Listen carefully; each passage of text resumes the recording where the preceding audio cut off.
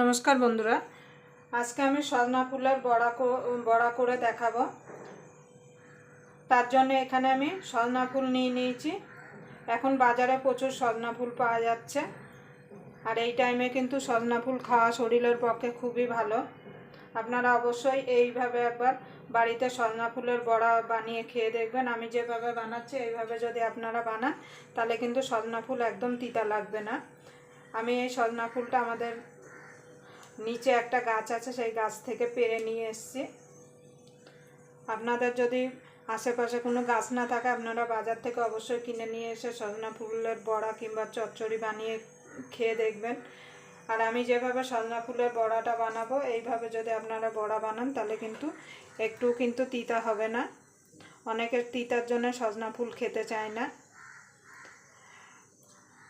আপনারা প্রথম থেকে শেষ পর্যন্ত ভিডিওটা দেখবেন, আশা করি আপনাদের ভালো লাগবে। যদি সজনা ফুলের বড়া রেসিপি আপনাদের ভালো লাগে তাহলে অবশ্যই একটা লাইক করে দেবেন। আর আমার চ্যানেলে নতুন বন্ধু হয়ে থাকলে অবশ্যই চ্যানেলটা সাবস্ক্রাইব করে আমার পাশেই থাকবেন, আর পাশের বেল আইকনটা অবশ্যই বাজিয়ে দেবেন আমি যখন কোনো নিত্য নতুন রেসিপি আপলোড করব সবার আগে পাওয়ার জন্য।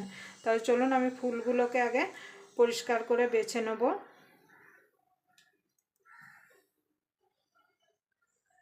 আগে ফুলগুলোকে পরিষ্কার করে বেছে নিতে হবে।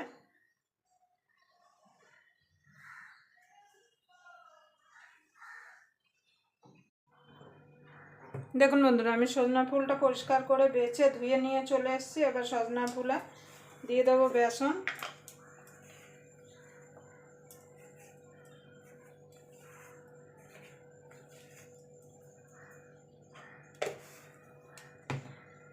একটুখানি দেবো চালের গুঁড়ো। চালের গুঁড়োটা দিলে একটু মুচমুচে হবে বড়াটা, আর খেতে ভালো লাগবে।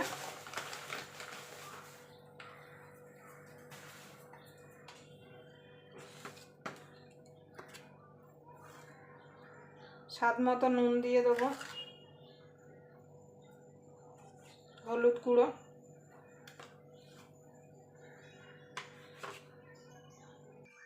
দেখুন বন্ধু 3টে কাঁচা লঙ্কা কুচিয়ে দিয়ে দিয়েছি। এবার জল ছাড়া মেখে নেব।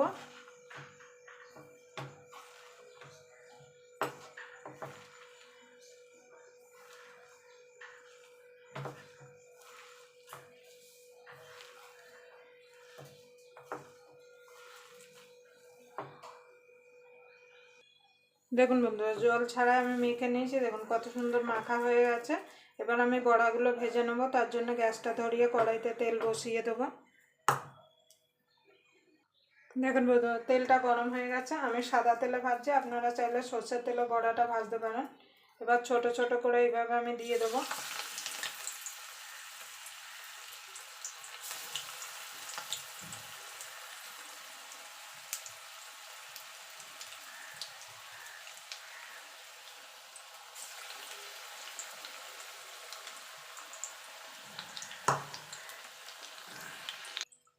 দেখুন বন্ধুরা, বড়াগুলো ভাজা হয়ে গেছে। এইভাবে বাকি বড়াগুলো আমি ভেজে তুলে নেব।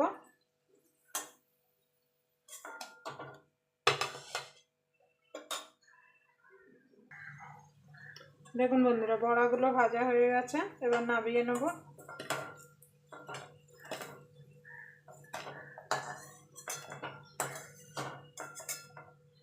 দেখুন আমার বড়াগুলো সব ভাজা হয়ে গেছে। আবার আপনাদের সঙ্গে কোনো নতুন রেসিপি নিয়ে দেখা হবে। ততক্ষণ পর্যন্ত আপনারা ভালো থাকবেন, সুস্থ থাকবেন।